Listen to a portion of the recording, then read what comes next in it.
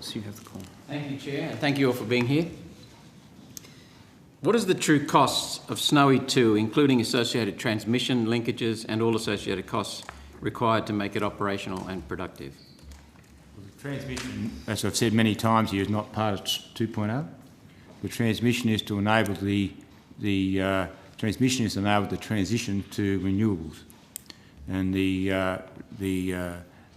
cost of all that transmission is in the hands of others, not in our hands. So I can't comment on transmission.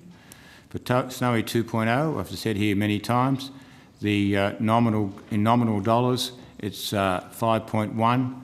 There is, and then attached to that, we have a contingency factor of 400 million, and we now can confirm that the environmental costs, the offsets costs, are about roughly 100 million. Thank you. What is the average annual saving that Snowy 2 will enable in the marketplace? So I don't understand. What is the saving? The economic modelling has found that Snowy 2 will provide savings or market benefits of between 4.4 and 6.8 billion and reduce spot prices, leading to lower costs for consumers. Yeah. What will be the benefit? So, as I said, I think you said here 4 years ago, what it does is firm up renewables and allows it to compete. And we do so at a price point. At that time, I said it, and some senators were here at the time, we said that we can compete with baseload power, and that's been proven to be true, even with existing Snowy. So the benefits all come with the renewables, lower prices, etc., that stem from 2.0. I emphasise again, you can't go down the renewables track without significant amounts of deep storage. So that's an added cost to renewables. You can't have renewables without it.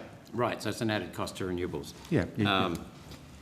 Do the projected savings take us back to a sustained $40 per megawatt hour price that prevailed prior to government interventions favouring renewable energy that brought the post-2015 price increases? I can't comment on that. I can comment that the renewable penetration is significantly pushing downward on prices. Wholesale prices are significantly down, the forward curve's down. But you've got to be able to balance that out. That's been helped a lot by existing baseload plants being flexed up and down to keep the lights on. So I can't comment on going back to those days. Those days were driven by cheap baseload. Driven by cheap baseload. So that's correct, that's my understanding too. Mm-hmm. So coming to the Kurri Kurri project, do you think that private sector participants perceive the risks of such a new plant? My understanding is that the Minister was really keen for private sector to take on the Kurri plant or provide that what the Kurri plant will be providing. But instead that's not happening. So the government's jumping in. So do you think that private sector participants perceive the risk of such a new plant to be excessive in light of government subsidies present and planned to intermittent wind and solar? So EA didn't, so they're building. Energy Australia didn't, so they're building a plant at Tullawarra B. Can I just say, the other one was AGL. They've been talking about building a plant at Tomago since, I think, 2012.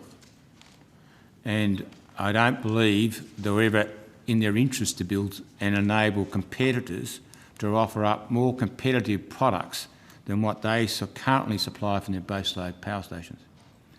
So I suspect there are wider considerations than just gas plants for AGL, but I can't, I'm speculating. So there are many complicating factors. Sorry. Many complicating factors. Yeah, many. But and for us,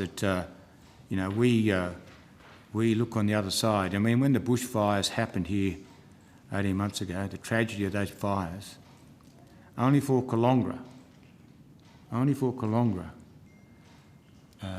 the lights would struggle to stay on in New South Wales.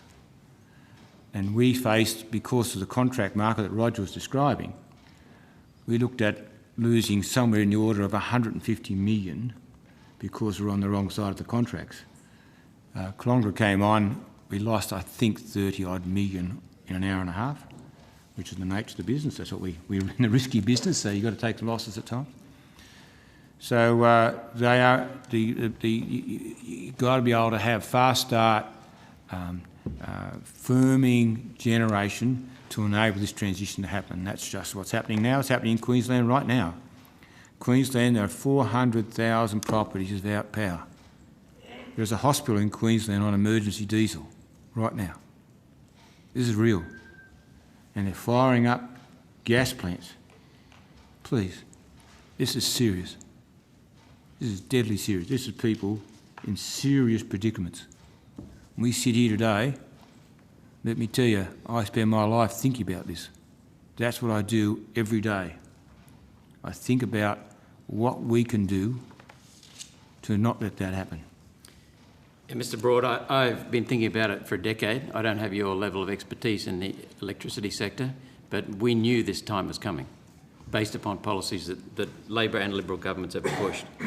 Does the decision of Snowy Hydro Limited to undertake such an investment at Kurri Kurri indicate it has a lesser risk aversion than its private sector rivals? No, I don't think that's true at all. I think EA obviously seen they need to go. I think that, as I say, AGL had other considerations to think about.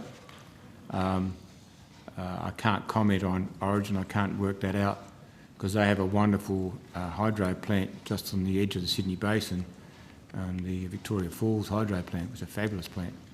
So I can't really look into that, but I don't think there's a difference on risk. We manage risk to the nth degree.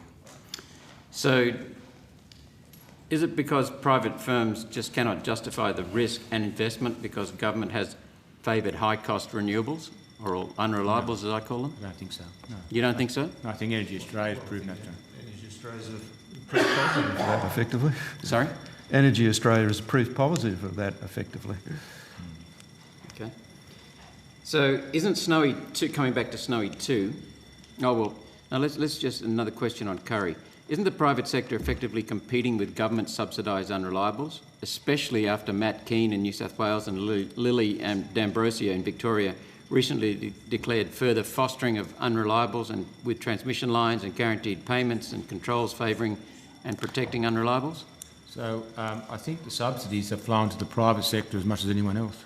I note that Energy Australia got 80 million, I think, or thereabouts. I think 50 out of New South Wales and some from the feds.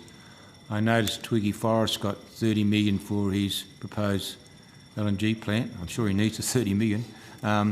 He got his 30 million for that. So there's a lot. You know, I don't think you single out any one groups in the industry, but the transition is happening.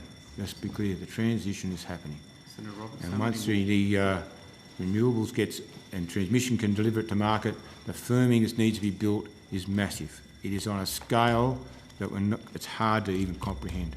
Well, we have the Minister himself, the last question, Chair, the Minister himself, Mr Taylor, has cited Bloomberg's graph on support of clean energy, or unreliable energy as I'd call it, and Australia per capita is investing twice as much as the next major country investing in this, unreliables energy. We're investing double the United States, 6 times what China is doing. And we've already heard from you and Mr Whitby what's happening as this transition occurs, this forced transition, and it's bringing considerable risk to our whole electricity sector. So I would see Snowy 2 itself as an admission of failure because it relies on high peak power rates. It wouldn't work without that. I think that's a comment, not a question, sir. Yeah. Thank you, Chair.